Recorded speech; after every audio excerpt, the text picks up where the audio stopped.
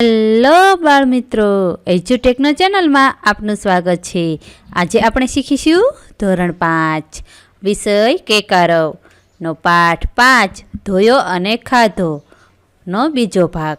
બાળ મિત્રો, પ્રથમ ભાગમાં આપણે સુંદર મજાની કવિતા અને એક રસપ્રદ વાર્તાની સમજ મેળવી। આજે તેના પ્રશ્નોના જવાબની સમજ મેળવીશું। બાળ મિત્રો, આ પાઠના બાકીના વિડીયો તમે ડિસ્ક્રિપ્શન અને પ્લેલિસ્ટની લિંક પરથી મેળવી શકશો। તો ચાલો સમજીએ પાઠ 5 ધોયો અને ખાધો ના પ્રશ્નોના જવાબની સમજ। પ્રશ્ન ક્રમ 5, શબ્દોને યોગ્ય રીતે ગોઠવીને વાક્ય બનાવો।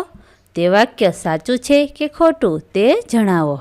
અહીં શબ્દોને યોગ્ય રીતે ગોઠવીને વાક્ય બનાવવાનું છે। ત્યારબાદ એ વાક્ય સાચું છે કે ખોટું તે જણાવવાનું છે। સવાલ 1, બહુ વહાલ બચ્ચાને કરતી હતી ધાબળધીંગી। આ વાક્યમાં શબ્દો આડાઅવળા આપેલા છે। ચાલો શબ્દોને યોગ્ય રીતે ગોઠવીને વાક્ય લખીએ। ધાબળધીંગી બચ્ચાને બહુ વહાલ કરતી હતી। આ વાક્ય સાચું છે, તેથી આ વાક્યની સામે ખરું કરીશું। સવાલ 2, બંધ કરી દે છે પહેલવાન ધિક્કારવાનું પોતાના બચ્ચાને। અહીં શબ્દો આડાઅવળા આપેલા છે। વાક્ય પહેલવાન પોતાના બચ્ચાને ધિક્કારવાનું બંધ કરી દે છે। આ વાક્ય ખોટું છે, તેથી તેની સામે ચોકડીની નિશાની કરીશું। સવાલ 3, ક્રોધે ભરાઈને રીછડી બરાબરનો ટીપી નાખે છે રીંછને। વ્યવસ્થિત શબ્દ ગોઠવીને વાક્ય બનશે, રીછડી ક્રોધે ભરાઈને રીંછને બરાબરનો ટીપી નાખે છે। આ વાક્ય ખરું છે।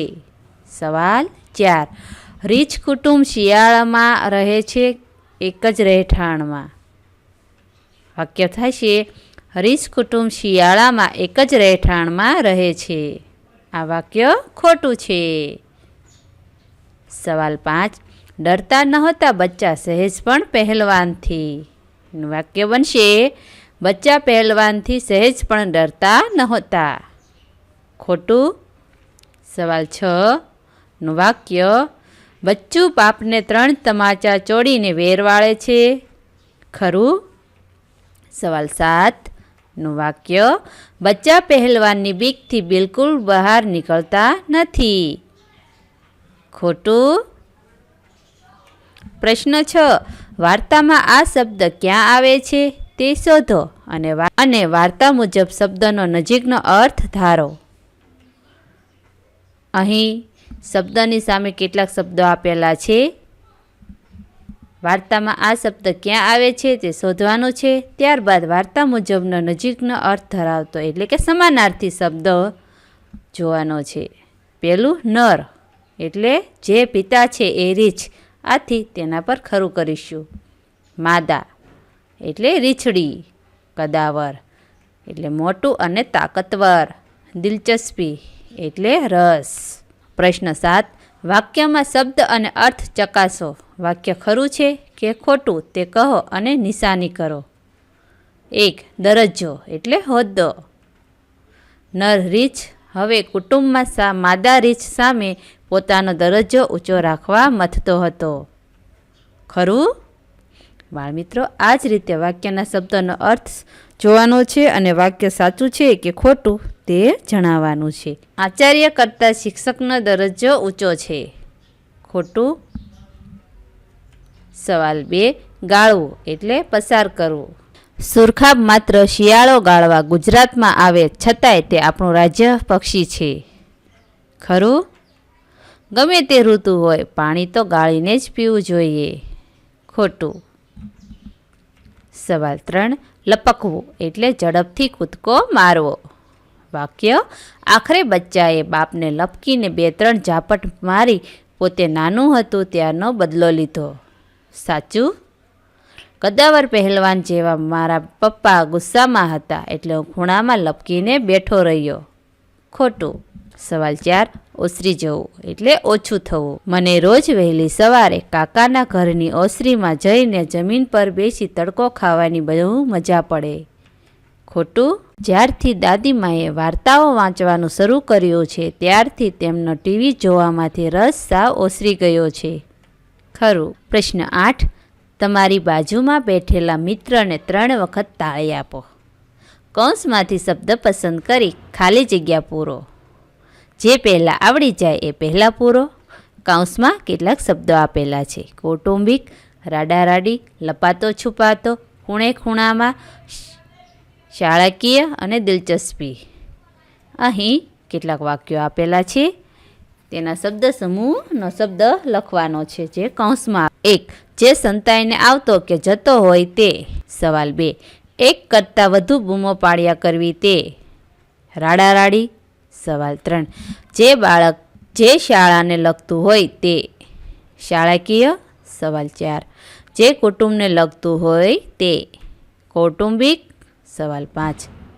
જે બધી બાજુ ફેલાયેલું હોય તે. ખૂણે ખૂણામાં. 6. કશુંક જોવા સમજવાની ઈચ્છા. દિલચસ્પી. પ્રશ્ન 9. વાંચો અને પ્રશ્નોના જવાબ લખો. અહીં ફકરો આપેલો છે. અમે દિવાળી વેકેશનમાં ગીર અભયારણ્ય જોવા માટે ગયા હતા. ગાઈડ સાથે ખુલ્લી કારમાં અમે જંગલમાં નીકળ્યા. પંખીઓનો કલશોર અને બીજા કેટલાક પહેલાં ક્યારેય ન સાંભળ્યા હોય તેવા અવાજો સાંભળવાનો મોકો મળ્યો. એટલામાં અમારી ગાડીને બ્રેક લાગી. એક સિંહ કુટુંબ અમારાથી 30 ફૂટ દૂર બેઠું હતું. સિંહ, સિંહણ અને 3 બચ્ચા. તળમાંથી એક બચ્ચાએ તો ભારે તમાચો કર્યો. દોડતું જઈ આંખો મીચી બેઠેલા સિંહના માથે ચડી ગયું. એ જોઈ મેં મારા પપ્પા સામે જોયું. અમે બંને હસી પડ્યા. બચ્ચાના આમ અચાનક આવવાથી સિંહ સફાળો જાગી ગયો પણ ખીજે ભરાયો નહીં. બાકીના 2 સિંહ બાળ પણ પિતા સાથે ગેલ કરવા લાગ્યા. રમત રમતમાં એક બચ્ચાએ બીજા બચ્ચાને ઝાપટ લગાવી.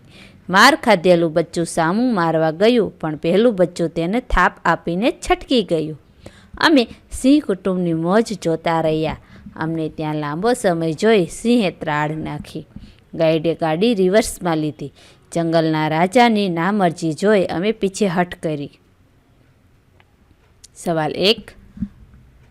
પ્રવાસીઓને શાની તક મળી? જવાબ. પ્રવાસીઓને પંખીઓનો કલશોર અને બીજા કેટલાક પહેલાં ક્યારેય ન સાંભળ્યા હોય તેવા અવાજો સાંભળવાની તક મળી. સવાલ 2. સિંહ કેમ અચાનક જાગી ગયો? એનો જવાબ. સિંહના 3 બચ્ચામાંથી એક બચ્ચું સૂઈ ગયેલા સિંહના માથે ચડી ગયું.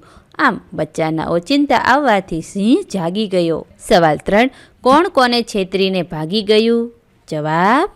સિંહના માથા પર ચડી ગયા સિવાયના બાકીના 2 સિંહ બાળમાંથી પહેલું બચ્ચું બીજા માર ખાધેલા બચ્ચાને છેતરીને ભાગી ગયું. સવાલ 4. સિંહ કેમ ગુસ્સે ન થયો? જવાબ. સિંહ તેના બચ્ચાને વહાલ કરતો હતો. તેમની સાથે લાડથી ગેલ કરતો હતો. તેથી તે ગુસ્સે ન થયો. સવાલ 5. બધા જોવા ઊભા રહી જાય તેવો ખેલ કોણે કર્યો? જવાબ. બધા જોવા ઊભા રહી જાય તેવો ખેલ સિંહના 3માંથી એક બચ્ચાએ કર્યો. સવાલ 6. કોણે કોને બરાબર માર્યું? જવાબ. સિંહના માથે ચડી ગયા સિવાયના બાકીના 2 સિંહ બાળમાંથી પહેલા બચ્ચાએ બીજા બચ્ચાને બરાબર માર્યું. આ ફકરાનું શ્રુતલેખન કરાવો. વિદ્યાર્થીઓને જાતે તપાસી સુધારી લેવાનું કહો. પ્રશ્ન 10. આ વાર્તા તમે સાંભળી છે? તેમાં જે શબ્દો ખૂટે છે તે કૌંસમાંથી શોધીને લખો.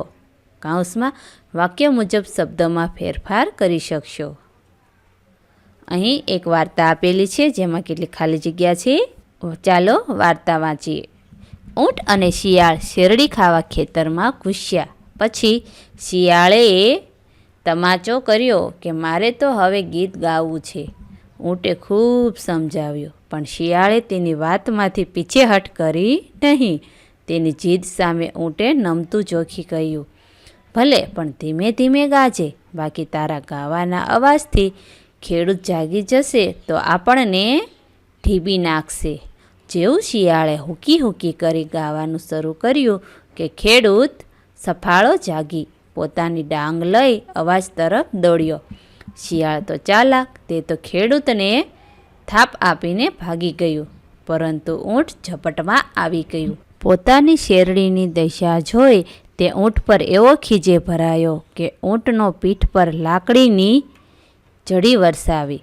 આમ શેરડી ચાખવા ખેતરમાં ઘૂસેલા ઊંટને ખેડૂતે બરાબર મેથી પાક ચખાડ્યો. પ્રશ્ન 11. કૌંસમાં બ વિભાગનો યોગ્ય ક્રમ લખો. અહીં જોડકા જોડવાના છે. અ ને બ સાથે જોડવાનું છે. બનો જવાબ અના કૌંસના ખાનામાં ક્રમ લખીને. પેલું રહેઠાણ. રહેઠાણની સામે બ, બખોલ ખાય ખાડો. દેખાવની સામે 4, પંજો વાળ ગરદન દાંત. કુટુંબની સામે 5, નર માદા બચ્ચું. સમયની સામે 3, ઉનાળો વસંત શિયાળો શરદ. અને સ્વભાવની સામે 1, ક્રોધી ખુખાર ઝઘડાખોર. પ્રશ્ન 12. વાક્યનો અર્થ સમજીને કૌંસમાંથી યોગ્ય લાગતો શબ્દ બાજુમાં લખો. અહીં વાક્ય વાંચીને તેને યોગ્ય લાગતો શબ્દ લખવાનો છે. ઉદાહરણમાં આપેલું છે, પહેલવાન નવા જન્મેલ બચ્ચાને સખત ધિક્કારતો હોય છે. નફરત. સવાલ 1. પહેલવાન માર સહન કરવા પંજા વડે મોં ઢાંકી દે છે. બચાવ. 2. ધાબડધીંગી કદાવર રીંછને બરાબરનો મેથી પાક આપે છે. સજા. 3. ધાબડધીંગીની બીકે પહેલવાન પાણીમાં જ પડ્યો રહે છે. પીછેહઠ. 4. હવામાં ફેંકાયેલું રીંછડું બૂમાબૂમ કરીને માતાને બોલાવે છે. મદદ. 5. અપરાધી બાપને ધાબડધીંગીએ જબરો ઢીબી નાખ્યો હતો. સજા. 6. બચ્ચું મુશ્કેલીમાં રાડ પાડીને સહાય માંગતું હોય છે.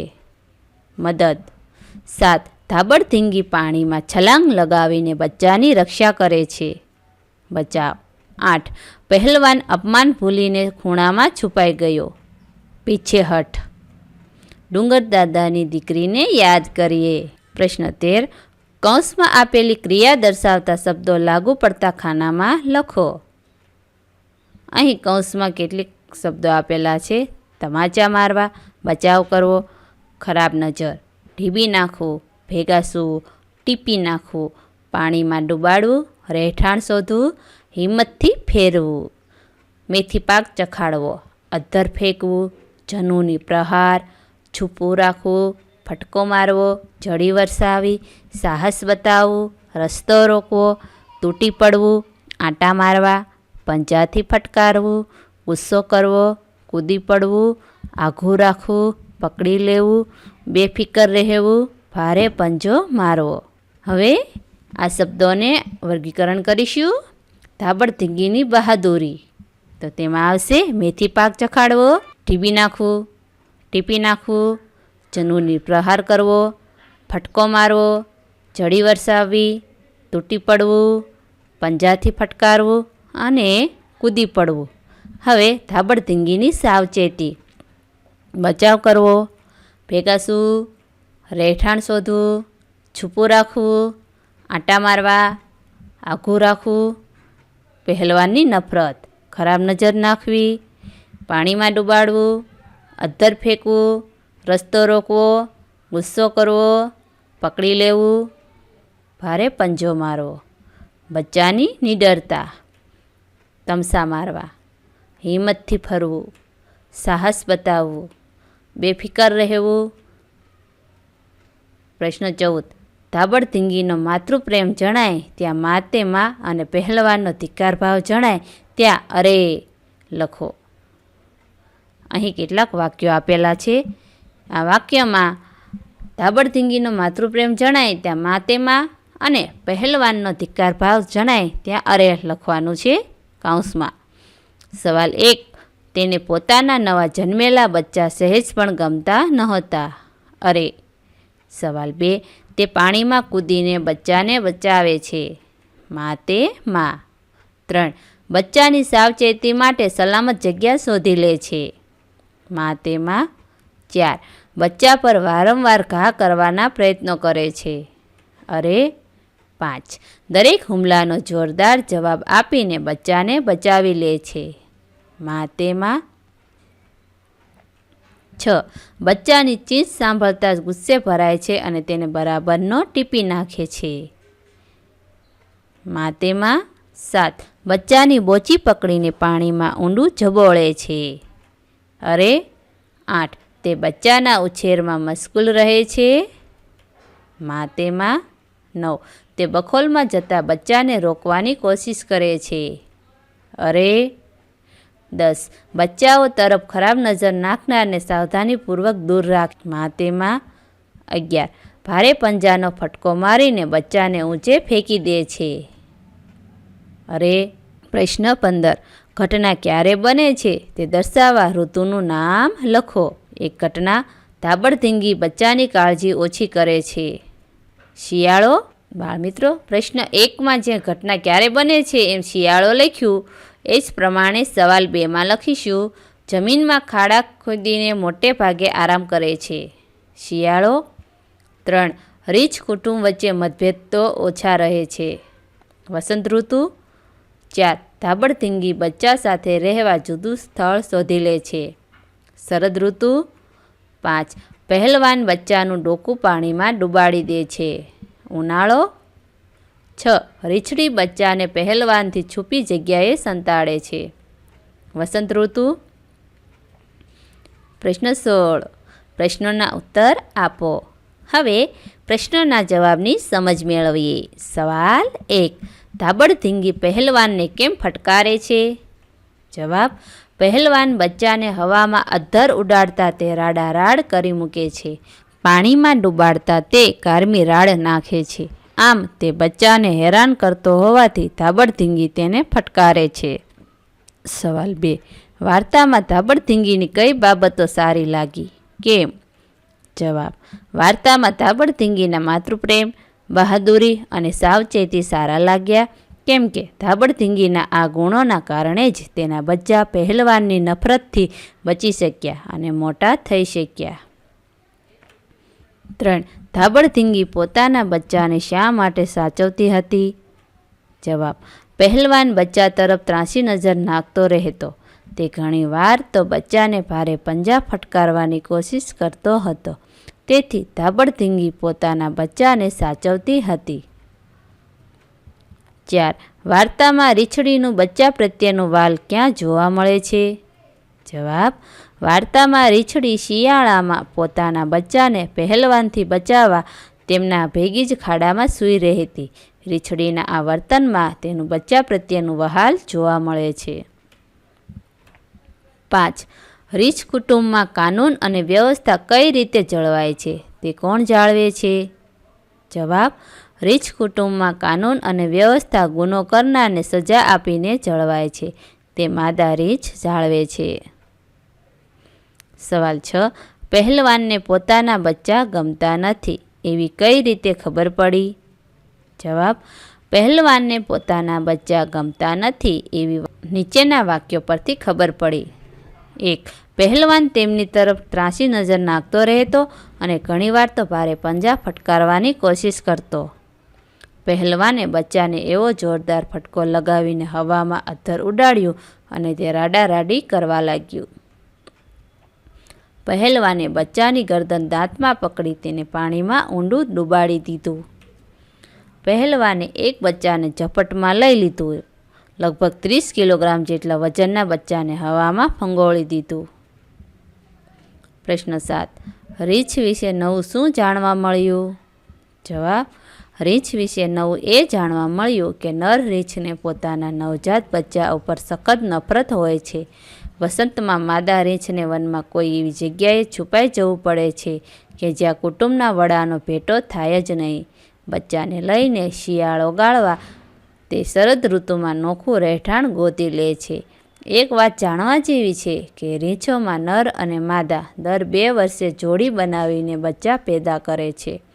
નર રીંછનું કદ માદા રીંછ કરતાં લગભગ બમણું હોય છે. પ્રશ્ન 8. બચ્ચાએ પહેલવાનને શા માટે તમાચા માર્યા હતા? જવાબ. માદા બચ્ચાને પહેલવાનને હવામાં ફંગોળી દીધું હતું. તેનો બદલો લેવા તેણે પહેલવાનને તમાચા માર્યા હતા. સવાલ 9. જો કોઈના મમ્મી ધાબળધીંગી જેવા અને પપ્પા પહેલવાન જેવા હોય તો તમે તેઓની સાથે શી કે કેવી વાતચીત કરો? જવાબ: જો કોઈના મમ્મી ધાબળધીંગી જેવા અને પપ્પા પહેલવાન જેવા હોય તો હું તેના મમ્મીને તેમની બહાદુરી અને સાવચેતીની પ્રશંસાની વાતો કરું, તેમને શાબાશી આપું, પતિ સાથે મારામારી કરવાને બદલે શાંતિથી સમજાવવાની વાત કરું, તેના પપ્પાને બાળકોને નફરત કરવાને બદલે પ્રેમ કરવાનું સમજાવું, બાળકો સાથે રમતો રમવાનું કહું, બાળકોના મિત્ર બનીને રહેવાની વાત કરું. હવે પછીની તમામ પ્રવૃત્તિઓ તમે બીજા વિભાગમાં જોઈ શકો છો.